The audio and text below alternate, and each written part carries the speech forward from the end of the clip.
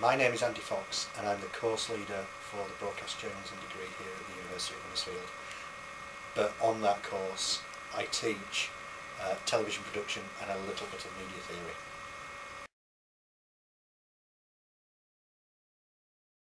Why do I think the course is brilliant? Apart from the fact that I wrote it, the course is brilliant because what we do is combine all the elements that people need these days in order to have a career in the media.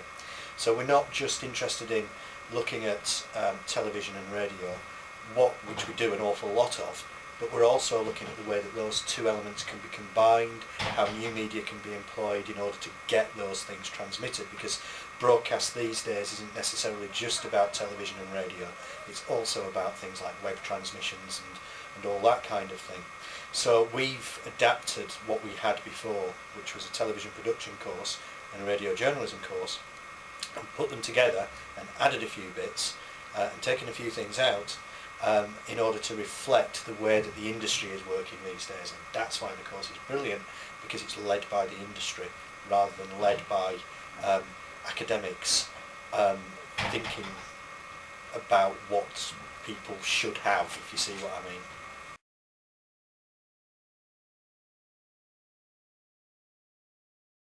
Prepare for the course. Prospective students, in order to prepare for the course, should do two things. They should watch as much television and listen to as much radio as they can across the spectrum, from ITV1 to BBC4, from BBC4 to Sky Arts, from Sky Arts to MTV, from MTV to Sky Sports, from all the full range of television media that is available. Should also listen to as much radio as they can, from Radio 1 through to Radio 4. Also start understanding that DAB, digital radio, is very important these days, and you've got things like Six Music and BBC 7 and all sorts of strange digital stations that have sprung up in the past few years. But also look at the way that the way that new media is now used as a platform for delivering content across those two disciplines. So if you go to the BBC website, for example, you can watch things on the iPlayer, you can listen to things on the iPlayer, you can listen live to radio stations that are currently transmitting, all that kind of stuff. So listening and watching and understanding what is actually happening is very important. But also students can have a little bit of understanding of the way that those media work. Then that stands you in good stead for what you will be doing with us when you come here, and then we'll tell you it's all wrong or something.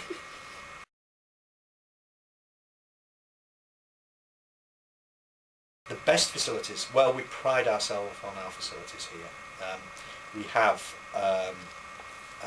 2 radio studios upstairs and a fully equipped radio edit area that uses Adobe Audition.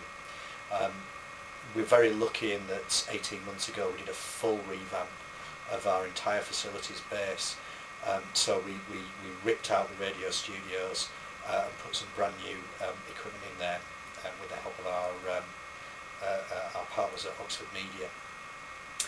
We bought more edit suites. We've had a tendency to use Avid across the years because we were one of the first universities to have a digital edit suite here, and that was 13 years ago, and that was an Avid because there wasn't really much choice around at the time.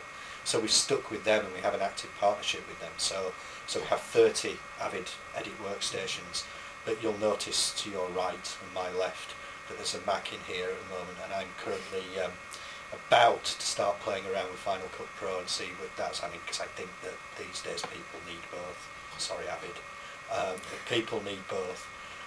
We've got a fully equipped 4-camera television studio downstairs, which is very, very flexible, has moving lights and fixed lights, lots of cameras, 4 cameras, which is more than adequate for the space that we've got down there, and a fully equipped gallery, and it's all HD ready. Everything we do can be potentially shot in HD, so we're reflecting the industry there as well. And the cameras we have that people use are no longer tape-based. We use the Panasonic P2 system. We have a partnership with Panasonic as well. So we we use what's called the Panasonic P2 system, which is cards, which makes life a lot easier for students, because there's none of that nonsense putting a tape through a machine to digitise stuff now. It can happen in real time, and you can be editing immediately now if you wish. So we have lots of equipment, and it's very current equipment. So that's, yes, a major strength.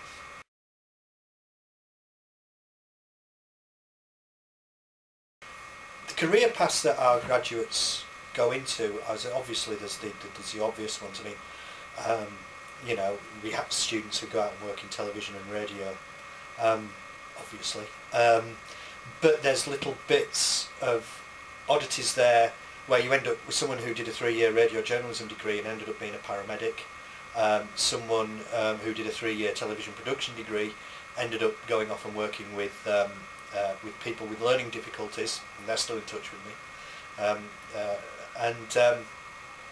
But we find that people go out into broadcast an awful lot. Increasingly these days, people are walking out of here and more increasingly into jobs in a lot shorter period of time. It used to be that a student used to have to wait 2 or 3 years almost to get a job. But what I've noticed in the past couple of years is there's more, not necessarily all, but more students are going straight into employment in the industry, straight from graduation. And there's a couple of people who are, in fact, when someone's coming to see me tomorrow, one of our lot who's still yet to graduate, who's had more than one interview, you know, for a potential job in the industry. And this is now spread across the broadcast and the prosumer and the commercial radio sector. We've got an awful lot of people out there who have graduated from our degrees who are working out in the industry. So that's really good for our current crop of students, because there's a network there, there's a list of contacts there, people who I can pick the phone up or get onto through Facebook or whatever, who I can talk to should students who are currently studying with us need help. And that's a nice thing to have.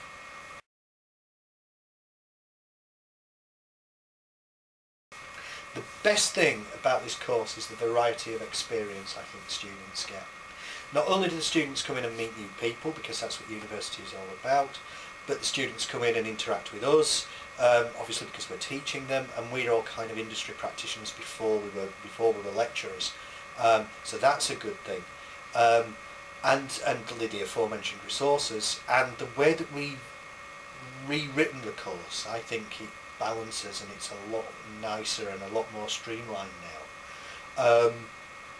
And so I would say that the whole experience that the students have is the best thing about the course, and that means everything. It means the whole experience of being at a place like Huddersfield, living in a place like Huddersfield, and studying in a place like Huddersfield.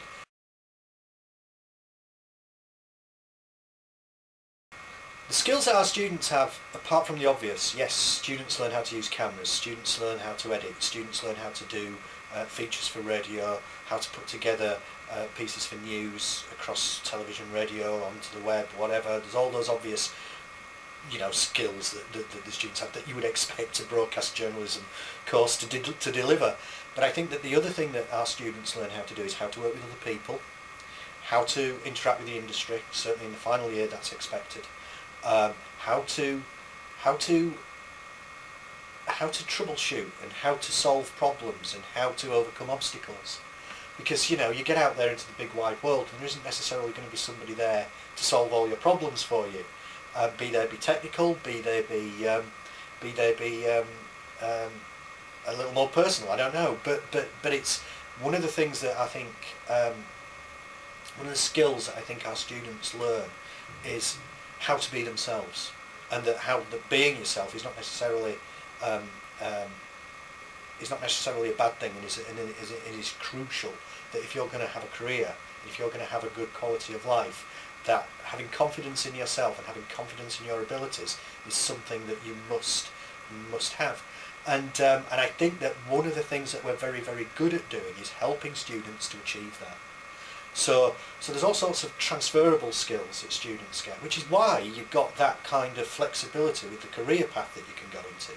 You know, that student who did the radio journalism degree, who became a paramedic, once said to me, I actually learned an awful lot from the course that's helped me being a paramedic, because I've learned leadership skills, I've learned to make decisions, I've learned that to cope with a problem when it exists, that can be very, very serious in some instances.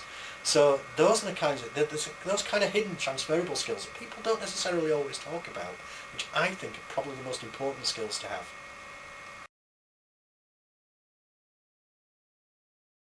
Why study at Huddersfield? 3 reasons for studying at Huddersfield. One is the campus, which has had an awful lot of money spent on it in recent times, and we've got all sorts of new buildings, and people are constantly amazed when they come onto campus and see that a place like this exists, so close to a town centre, but it still feels self-contained. The second reason is that the quality, of course, and the quality of teaching, of course. The course is brilliant, of course it is, and that's a lot of courses in one sentence, but I'm going to leave it at that. And the third and final thing is Huddersfield itself, which is a nice town with a thriving, buzzing social life, but it's also on a main railway line, and it has a main railway station, so it's dead easy to get to other places from Huddersfield. It's a good basis, Huddersfield. It's a good place to live because it's cheaper than Leeds and Manchester.